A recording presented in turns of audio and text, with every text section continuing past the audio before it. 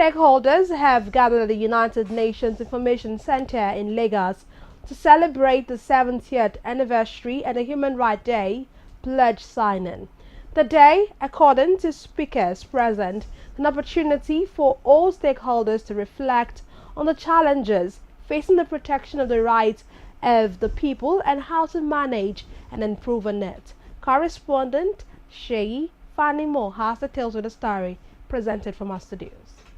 The director, United Nations Information Center, Ronald Kanyaja, in a speech in the occasion, said all human beings are born free and equal in dignity and rights.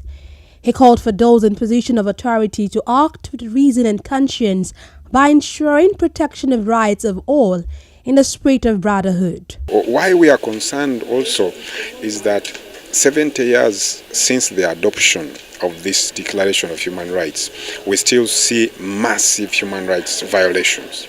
We still see people being killed, being tortured. We know that there are people who are still in slavery.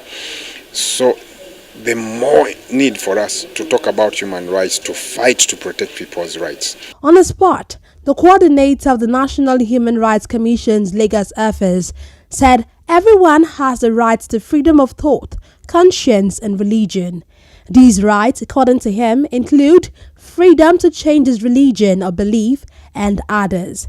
He pledged that the Commission will continue to fight for the rights of all Nigerians. The National Human Rights Commission was established to protect and promote human rights of all human beings actually living in Nigeria.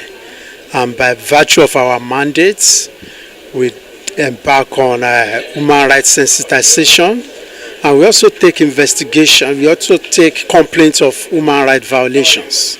Members of the security service in Nigeria who have been under increased scrutiny for several cases of alleged human rights abuses say better training on what constitutes abuses will help in enhancing adherence to universal principles. Basically, every human being has a right, and the inmates too have rights. And therefore, it's a reminder to us that the basic rights of the inmates must not be taken for granted. And we have to ensure that their rights are actually maintained, must not be curtailed. There should be no torture.